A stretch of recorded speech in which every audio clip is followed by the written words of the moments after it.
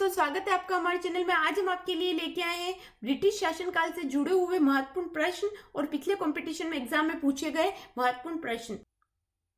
तो चलिए शुरू करते हैं पहले प्रश्न से। तो पहला प्रश्न है, किसकी समाधि के कारण नंदेड़ गुरुद्वारा सिखों द्वारा पवित्र माना जाता है? तो इसका आंसर होगा गुरु गोविंद सिंह।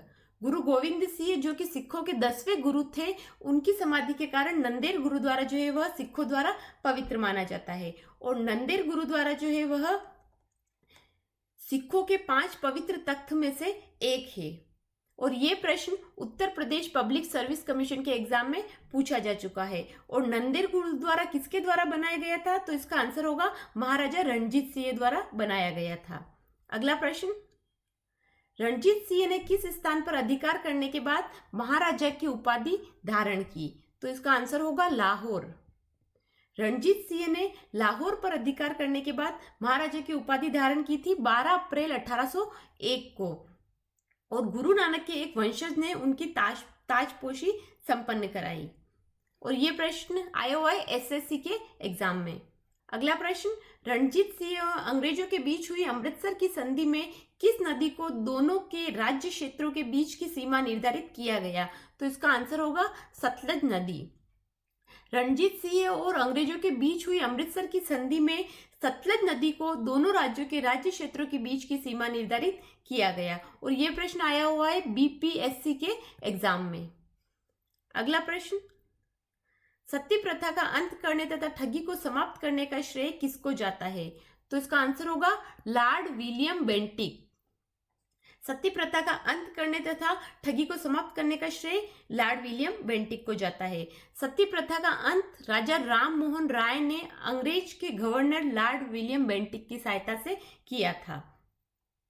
सती प्रथा जो है वह भारतीय समुदाय में प्रचलित एक धार्मिक प्रथा थी।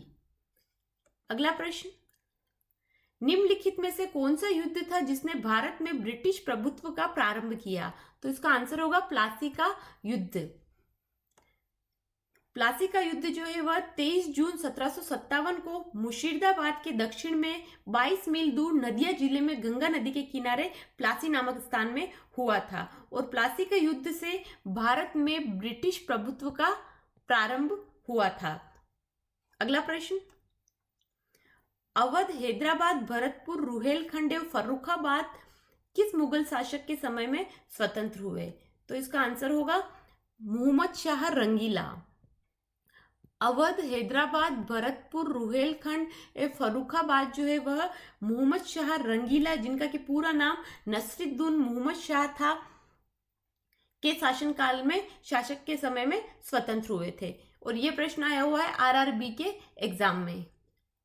अगला प्रश्न, निम्नलिखित में से किस भारतीय को रॉबर्ट क्लाइव ने बिहार का नायब दीवान नियुक्त किया था? तो इसका आंसर होगा राजा सिताब राय। अगला प्रश्न,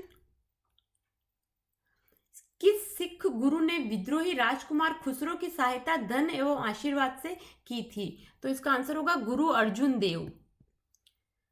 गुरु अर्जुन देव जो कि सिखों के 5वें गुरु थे, उन्होंने राजकुमार खुसरो की सहायता धन एवं आशीर्वाद से की थी।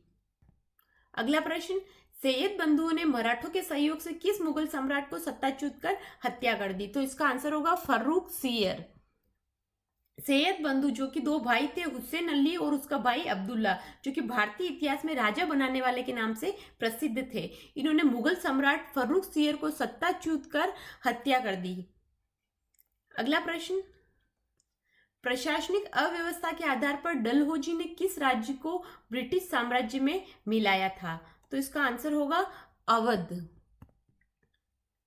प्रशासनिक अव्यवस्था के आधार पर डलहौजी ने अवध राज्य को ब्रिटिश साम्राज्य में मिलाया था। और यह प्रश्न आरआरबी के एग्जाम में आया हुआ है। अगला प्रश्न, भारत में विकेंद्रीकरण का शुभारंभ किसके समय में हुआ? तो इसका आंसर होगा लॉर्ड मेयो।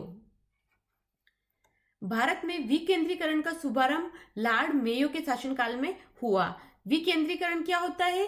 विकेंद्रीकरण कार्यों, शक्तियों, लोगों को या चीजों को केंद्रीय स्थान या प्राधिकारी से हटाकर पुनः विभाजित करने की जो प्रक्रिया होती है उसे विकेंद्रीकरण कहते हैं। और इसका शुभारंभ लॉर्ड मेयो के शासनकाल में हुआ था। अगला प्रश्न, किस राज्य के शासक नवाब वजीर कहलाते थे? तो इसका आंसर होगा अवध के नवाब। अवध राज्य के जो शासक थे वह नवाब वजीर कहलाते थे। अगला प्रश्न, निम्नलिखित में से ब्रिटिश सरकार का वह गवर्नर जनरल कौन था जिसने भारत में डाक टिकट शुरू किए थे? तो इसका आंसर होगा लॉर्ड डलहौजी। लॉर्ड डलहौजी जो कि भारत में ब्रिटिश राज का गवर्नर जनरल था, उसने भारत में डाक टिकट शुरू किए थे। अगला प्रश्न, तथाकथित कुशासन के आधार पर किस गवर्नर जनरल ने मैसूर राज्य के प्रशासन को ले लिया था? तो इसका आंसर होगा लॉर्ड विलियम बेंटिक ने। तथाकथित कुशासन के आधार पर लॉर्ड विलियम बेंटिक ने मैसूर राज्य के प्रशासन को ले लिया था। अगला प्रश्न, किसने मुर्शिदाबाद की स्थापना की तथा उसे ढाका के स्थान पर बंगाल की राजधानी बनाई? तो इसका आंसर होगा मुर्शिद कुली जाफर खां। मुर्शिद कुली जाफर खां ने मुर्शिदाबाद की स्थापना की थी तथा उसे ढाका के स्थान पर बंगाल की राजधानी बनाया था। मुर्शिद कुली जाफर खां 1717 में मुगल शासक फर्रुखशियर द्वारा बंगाल का सूबेदार बनाया गया और ये प्रश्न आया हुआ है एसएससी के एग्जाम में। अगला प्रश्न, किस सिख गुरु को बाकला द बाबा, बाकला के बाबा कहा जाता है? तो इसका आंसर होगा गुरु तेग बहादुर। गुरु तेग बहादुर जो कि सिखों के नौवे गुरु थे, उन्हें बाकला के बाबा कहा जाता था। अगला प्रश्न, निम्नलिखित भारतीय शासकों में से कौन था जिसने विदेशों में आधुनिक पद्धति से दूतावास स्थापित किए थे? तो इसका आंसर होगा टीपू सुल्तान। टीपू सुल्तान जो था उसने विदेशों में आधुनिक पद्धति से दूतावास स्थापित किए थे। टीपू सुल्तान जिनका कि जन्म 20 नवंबर 1750 में कर्नाटक के देवनाहल्ली में हुआ था और जिनका कि पूरा नाम सुल्तान फतेह अली खान साहब था। अगला प्रश्न, भारत पर आक्रमण करने वाले किस ईरानी शासक को ईरान का नेपोलियन कहा जाता है? तो इसका आंसर होगा नादिर शाह। नादिर शाह जो था वह भारत पर आक्रमण करने वाला ईरानी शासक था, उसे ईरान का नेपोलियन कहा जाता है।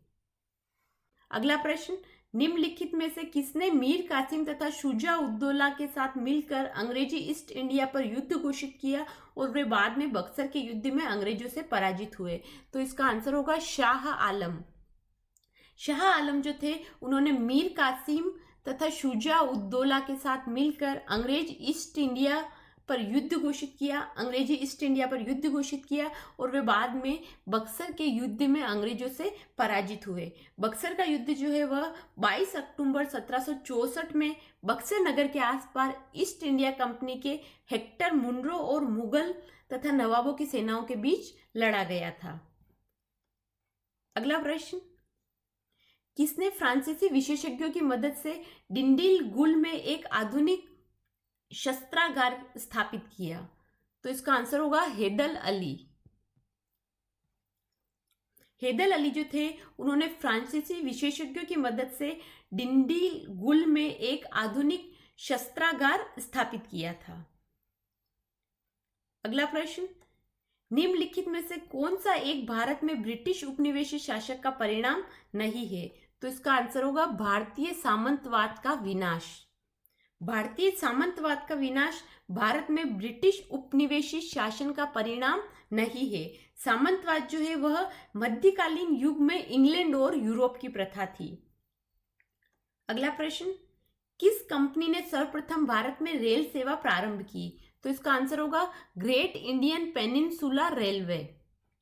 ग्रेट इंडियन पेनिनसुला रेलवे जिसे कि हिंदी में विशाल भारतीय प्रायद्वीपीय रेल और जिसे वर्तमान में भारतीय मध्य रेल के नाम से जाना जाता है, जिसने कि भारत में सर्वप्रथम रेल सेवा प्रारंभ की थी। अगला प्रश्न, ब्रिटिश ईस्ट इंडिया कंपनी ने चाय के व्यापारिक एकाधिकार को खो दिया। ये इन्होंने खोया था 1833 के चार्टर एक्ट द्वारा। ब्रिटिश ईस्ट इंडिया कंपनी ने चाय के व्यापारिक एकाधिकार को 1833 के चार्टर एक्ट द्वारा खो दिया था। अगला प्रश्न, 1938 ईस्वी के अंत में भारतीय राष्ट्रीय कांग्रेस के अनुरोध पर जो राष्ट्रीय योजना समिति बनाई गई उसके अध्यक्ष थे, तो इसका आंसर होगा जवाहरलाल नेहरू।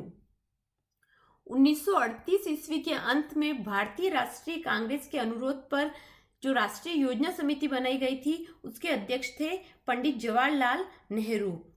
और योजना समिति का अध्यक्ष जो होता है वह प्रधानमंत्री होता है। और भारत का योजना आयोग भारत सरकार की एक संस्था थी जिसका प्रमुख कार्य पंचवर्षीय योजनाएं बनाना था। अगला प्रश्न, तीसरे आंग्ल मैसूर युद्ध को रोकने के लिए टीपू सुल्तान ने अंग्रेजों के साथ कौन सी संधि की? तो इसका आंसर होगा श्रीरंगपट्टनम की संधि। तीसरे आंग्ल मैसूर युद्ध को रोकने के लिए टीपू सुल्तान ने अंग्रेजों के साथ श्रीरंगपट्टनम की संधि की थी। श्रीरंगपट्टनम जो है वह भारतीय के कर्नाटक राज्य के मांड्या जिला में स्थित एक नगर है और यह मैसूर के पास स्थित है। तो दोस्तों आज के इस वीडियो में हमने कवर किए हैं ब्रिटिश शासनकाल से जुड़े हुए महत्वपूर्ण प्रश्न। अगर आपको ये वीडियो पसंद आए तो इसे लाइक कीजिए, शेयर कीजिए और अगर अभी तक आपने हमारे चैनल को सब्सक्राइब नहीं किया हो तो सब्सक्राइब कीजिए और बेल आइकन दबाइए ताकि आगे आने वाले वीडियो का अपडेट आपको मिल जाए। हमारे साथ जुड़े रहने के लिए धन्यवाद।